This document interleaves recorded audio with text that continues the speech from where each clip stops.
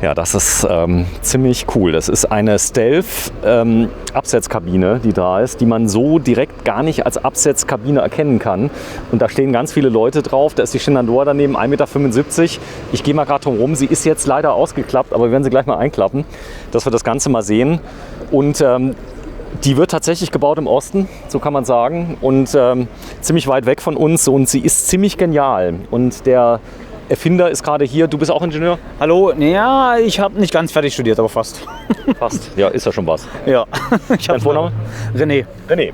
So, die meisten im Osten heißen René, muss ich sagen. Ja, und ich dachte mal Ronny. Ronny und so weiter. Ihr seid im Harz? Ja, genau, wir sind am Harz. Also man sieht von unserer Werkstatt quasi aus dem Brocken. Aus dem Brocken. Die höchste Erhebung im Harz, muss man sagen. Ja, genau, man sieht, deswegen sieht man ihn von überall. Es ist 89.0 RTL, das hörst du wirklich von Berlin bis Hamburg. Ja, das. Ziemlich cool. Ich liebe das, weil ihr habt noch richtig Schnee, oder? Naja, so lala, aber letztes Jahr auf alle Fälle, oder dieses Jahr auf alle Fälle, ja. So, ziemlich cool. Ja, das ist was für ein Auto? Das ist ein Ford Ranger. Ford Ranger. Einer der meistverkauften Autos der Welt, wird nicht mehr gebaut, aber doch, wird noch gebaut. Ich glaube, wird noch gebaut. Kommt jetzt irgendwann ein neuer raus. Kommt jetzt ein neuer raus, der irgendwann mal kommt. Ich glaube, irgendeine Kooperation, die kommt mit Volkswagen. Genau. Die jetzt kommt. Aber es ist ein beliebtes Auto, hat richtig Nutzlast. Was hat er? Ich meine ungefähr 1 Tonne Nutzlast. Eine Tonne. Also kein Raptor nehmen, der hat nur 500 Kilo. Das würde gehen, 500 Kilo? Würde gehen, genau, weil die Kabine wiegt nur 220. Was? Ja, 220. Ohne Akku zwar, aber mit Bett und allem. Wie hast du das gemacht? Relativ leicht, durch so eine Art Verbund. Also dass man unten, wo das Blech ist, gar kein schweres Material wie Blech oder sonst was oder Holz hat, sondern nur so eine Art textile Lösung. So, jetzt ist die Shenandoah, ist jetzt die Kundin, die hat gerade den Ranger neu gekauft, hat keine Ahnung, sagt, ich will unbedingt gern campen gehen. Du würdest es aber cooler sagen. Sag mal. Ich würde so gerne campen gehen. So, und jetzt sagst du, ja wunderbar, du hast ja schon Ranger. Was würdest du ihr beschreiben, was hier drauf ist? Also ich würde jetzt zuerst mal sagen, das ist eine schöne Kabine. Die ist schön in Kohlefaseroptik, passend zur Farbe. Und das machen wir immer passend zur Farbe. Auch praktisch bei so einem Wetter jetzt, vielleicht nicht bei der Temperatur, aber bei der Sonne, da hat man eine schöne Außendusche. Ja, ganz simpel, ganz einfach, alles schön leicht. Dann hat hier Heckleuchten. Warte, ich zeig mal, LED. LED. Die werden quasi am Anhänger Steckdose befestigt. Und hier ist der schöne Eingang. Ja? Also ruhig mal reingehen. Genau, geh mal rein. Einfach mal reinsetzen. Bitte. Das ist quasi ein kleines Wohnmobil. Das ist ein kleines Wohnmobil. Man hat jetzt hier eine schöne Sitzgruppe für 2 Leute, auch mal 3. Und wenn man schlafen möchte, macht man es ganz, ganz einfach. Einfach mal die Füße hoch. Warte mal, ganz kurz. Ich muss gerade mal schauen, dass ich die Kamera raushol. Bitte. Ja. Einfach mal die Füße hoch. Hier so drauf irgendwie. So, und dann würdest du jetzt normalerweise das hier runterklappen. Ja. Gucken, dass ich das nicht einklemmt. Das Polster ein bisschen hoch. Gucken, dass es da irgendwie nicht klemmt. Das war's. Eine Sache von Und das, genau, das war's. Jetzt 20 Sekunden. Polster hier drauf. Und das Rückenpolster. Und jetzt kannst du dich schon hinlegen. So, die Alternative wäre ein Zelt, sage ich jetzt mal, weil da ist ja auch Zeltstoff drauf oben drauf. Genau, und das hier. Genau, die Alternative wäre ein Zelt. Nur beim Zelt kann ich halt nicht mit geschlossenen Deckel schlafen. Hier kann ich auch den Deckel zumachen und schlafen. Und bin vor jeglichen Sturm geschützt. Die Länge vom Bett? 1,90 in dem Fall. 1,90. Hast du eine 2-Meter-Version? Ja, gibt's. Alles machbar. Alles machbar. So, jetzt, ich muss mal erklären, die Ladefläche ist nämlich sehr kurz im Vergleich zum Schlafen. Das muss man irgendwie ausgleichen. Das ist dir gelungen? Das ist mir gelungen, ja. Hinten die Schräge, so dass man quasi auch voll Offroad-tauglich ist und man leicht einsteigen kann. Man also noch die Trittstufe hinten benutzen kann, ohne dass man sich irgendwas ranstellt, wie einen kleinen Tritt oder eine Fußbank oder sowas, was man dann vergisst. Bosch Rexroth-Profile sind es nicht, sondern was Kompatibles oder sind sie Originale? Es sind nicht die Originalen, es sind andere aus Thüringen. Aus Thüringen. So, und das muss man mal kurz erklären für Leute, die nicht wissen, was das ist. Wenn Industrieanlagen gebaut werden, dann wird das hiermit gebaut. Denn die müssen halten, das muss funktionieren. Das Zeug hier ist, glaube ich, das Beste, was je erfunden worden ist, oder? Richtig, als Kind schon mit den Fischer-Profilen gespielt und da kommt man nie wieder von weg. Selbst so ein kleines Profil hat eine Traglast, das ist der Hammer, oder? Ja, genau. Und das gibt es in verschiedenen Gewichtsklassen. Das ist die leichteste und das ist mehr als ein normales Vierkantrohr und es ist, der Rahmen wiegt 80 Kilo. 80 Kilo der Rahmen, das heißt, der ist komplett aus Alu dann? Der ist komplett aus Alu, ja. Das meiste wiegen nochmal die Schrauben. So, jetzt kannst du hier natürlich noch Sachen anbringen, das ist ziemlich cool. Das heißt, du könntest hier jetzt gegenkontern, muttern, könntest hier Haken reinmachen, Ösen, irgendwas. Genau, alles ohne Loch bohren, einfach Nutenstein rein und dann die Schraube rein. Das ist ein Prototyp? Ja, ist immer mehr oder weniger immer ein Prototyp, weil das ist zwar die Apodemos 2, aber wir bauen immer alles nach Kundenwunsch, immer alles individuell. Okay, das klingt teuer. Ist es teuer? Nee, es geht los bei 8.400. 8.400 und dann ist das hier ja Ladung. Das heißt, mein LKW bleibt LKW und kein Wohnmobil, weil es ja vielen Unternehmern wichtig ist, die, ich sag mal, das Ding als LKW versteuern und dann am Wochenende da mal für Reisen zum Beispiel das hinten drauf packen. Wie wird das Ding denn abgesetzt, üblicherweise? Das Ding wird anders abgesetzt als die anderen. Und zwar kommen hier 2 Querstreben rein unten. Ja. Und dann fahre ich mit dem Hubwagen drunter und fahre nicht das Auto weg von Stützen oder von der Kabine, sondern fahre mit dem Hubwagen ganz bequem und langsam, kann links und rechts gucken, das Ding aus dem Auto raus und stellt es dann in die Garage rein. Also ein Hubwagen zum Beispiel von Ameise, einer? Genau, ja, also wir liefern die auch mit, ne? So ein Hochhubwagen, dann kann man das theoretisch, ich sag mal, der Großunternehmer kann es dann in seinem Schwerlastregal stellen. Die ganze Kabine. Preis von dem? Die fangen an ungefähr bei 1.200. 1.200. Kann man auch verwenden für andere Sachen, oder? Kann man dann auch verwenden für andere Sachen. So, das heißt, das ist jetzt hier. Wenn du mal zumachst, bitte. Das wollen wir mal sehen. So, da ist dann natürlich jetzt die Außendusche noch drin. Da würde sogar auch gehen. Ist das Ding wintertauglich, deiner Meinung nach? Also ich war mit einer ähnlichen letztes Jahr um die Jahreszeit in Schweden bei minus 10 Grad. Ist Ansichtssache. Okay, war schon kalt, oder? War kalt, die Hunde haben gestreikt. So, Heizung, was würdest du reinmachen? Eine 2D?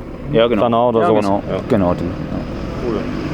So, da oben ist jetzt, ich sag mal, das Ganze zum Aufklappen. Jetzt wäre mal die Shenandoah, wenn du noch mal ganz kurz aufmachst. Ja, aber auf einmal sind wir wieder. Dann zeige ich mal gerade, sie hat schon hier Hand angelegt. Das Genau, macht die so immer. Du kannst sie nicht alleine lassen. Ja, Ja, ist ja gut. Jetzt sieht man gleich, wenn man das bei dem vorderen Tisch macht, wie man Fahrräder transportieren kann. So, das wäre für Fahrräder, oder was? Ja, zum Beispiel. Ne? Wenn man das vorne jetzt, wo die Füße sind, ist auch noch so ein Tisch, kann man auch so runterklappen wie den und dann hat man den ganzen Raum frei. Cool, da ist eine Kühlbox drin, hast du reingemacht. Ja. So, das ist, ich sag mal so, das ist jetzt Sommer, Herbst, Frühling. Vielleicht nicht gerade bei tiefsten Temperaturen, aber es soll ja ganz harte Leute geben, die zum Beispiel Dachzeltcamper und so. Für die wäre das auch eine Alternative. Für die wäre das eine Alternative, für die wäre das schon warm duschen. Die haben meistens Heizmatten, muss man sagen. Die schlafen also im Schlafsack auf Heizmatten und so. Es gibt ja viele Leute. Ist der Trend, du merkst das jetzt mit dem Camping, dass es da so abgeht? Ja, Heizmatten. Nein, ich meine jetzt bei dir, entsprechend nachfragen. Ja, also definitiv. Vor allem, es geht alles wieder zum kleineren Fahrzeug, sodass es auch offroad-tauglich ist. Genau, wenn du mal kurz rauskommst, du hast gerade fertig geschlafen quasi.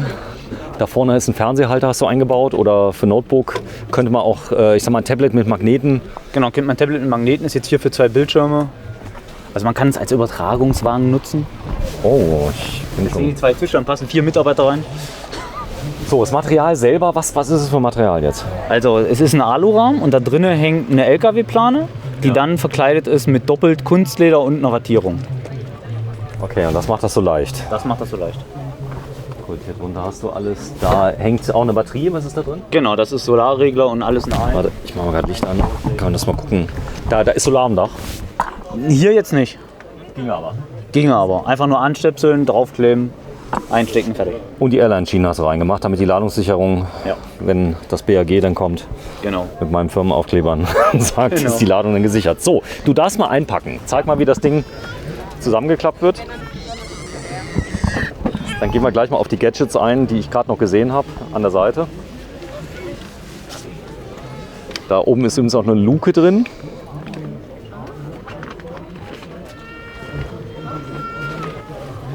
So, jetzt hat er es zugemacht. Jetzt kann man noch drin schlafen, oder? Jetzt kann man noch drin schlafen, ja. Für stürmisches Wetter zum Beispiel. Wenn man jetzt auch keine Lust hat. Und dann wäre natürlich das Thema Heizen eine ganz andere Sache, oder? Ja. Einmal kurz anmachen und schon ist es warm. Das wäre schon Sauna. Jetzt kann man heizen, habe ich verstanden. Und jetzt wird der Deckel zugemacht. Ja. Da ist eine Scheibe drin, auf Kundenwunsch, auch ohne. Schön wie eine Höhle. Auf Kundenwunsch ohne alles. Jetzt ist der Deckel zu. Deckel zu, jetzt Normalerweise die Dusche noch rein. Dusch noch rein. So, dann gehen wir mal kurz zur Seite. Und dann kannst du mir ein bisschen was erklären, denn das hier vorne sieht aus wie ein Tisch. Ist es auch. Und zwar, wenn man wandern geht, hat man ja immer diese kleinen Kartuschenkocher, wo die sehr kippelig sind, wo oben der Brenner direkt drauf sitzt. Und wenn man nicht so viel Platz hat und auch nicht viel Gewichtsplatz, dann klappt man den runter, hat normalerweise hier noch 2 Bänder dran, stellt hier drauf, können die nicht wackeln. Okay, das hält dann da oben fest mit den Bändern, Ja, da genau. an den Seiten. Warte mal, ich zeig's mal gerade da. Hast du es festgemacht? Und das ist auch stabil, oder? Das ist stabil, das reicht für 2 Kochtöpfe. Ne? Mehr So, braucht man ja nicht. das heißt, das ist der ganz, ganz kleine Gaskocher, den man so kennt, der für 20 Euro oder 40. Genau, ja, die ganz leichten. Sandbleche? Halt zum anderen Tauben. Da ist draußen noch ein Servicefach, was du gemacht hast. Ja, genau, das sind immer Außenfächer, die wir machen. Da können entweder zum Beispiel auf einer Seite so Taschen aus LKW-Plane rein, die also sehr leicht sind und dann wasserfest. Und Das ist Dibond, oder das was ist Dibond, genau. Ach, du hast es aus Dibond gebaut. Genau, das ist aus Dibond, deswegen ist es ja schwinglich. Unkaputtbar, wer sich auskennt. Also ist wirklich also gedacht, um zum Beispiel Werbung bei Fußballplätzen dran zu machen, wo man Ja. mit dem Ball tausendmal Ja. gegenschießen kann. Genau, man kann es auch wieder gerade biegen. Wenn es verbogen ist, biegt man es einfach gerade. Also das ist ein Sandwich-Material bestehend aus Kunststoff und zweimal Aluminium. Und wer sich ein bisschen auskennt, daraus werden Werbeschilder gemacht, die in Stürmen standhalten und so weiter und so fort. Es wiegt relativ wenig. So, und dann, wenn du zumachst, da oben sieht man es. Gut, die Carbon-Optik ist natürlich gemein. Die Leute denken, es wäre aus Carbon. Ja.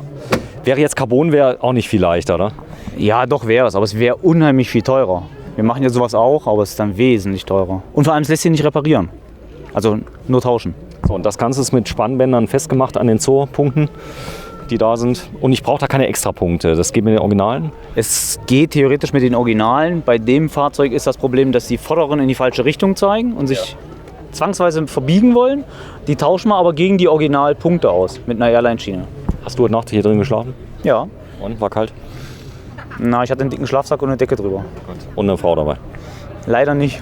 Okay, super.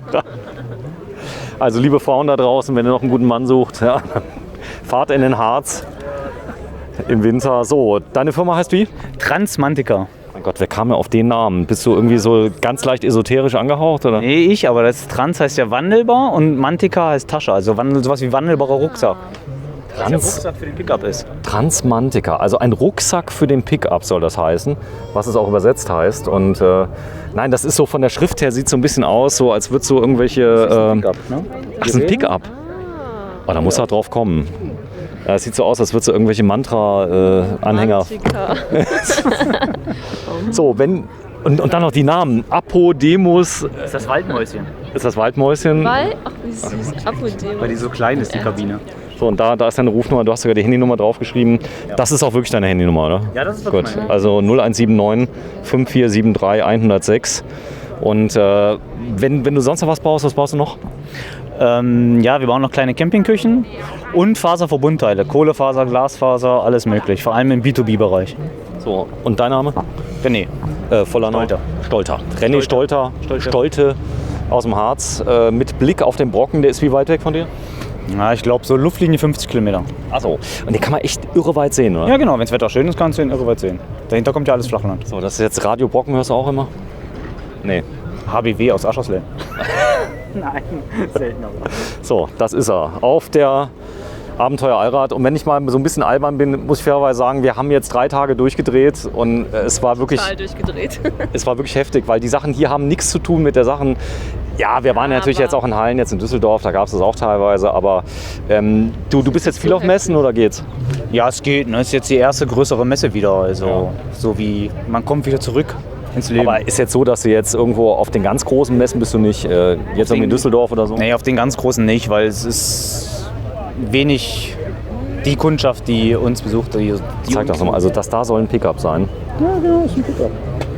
Sieht man doch da mit dem Ja, Reifen und dem eindeutig. So, dann tschüss René. Ciao, viel Spaß.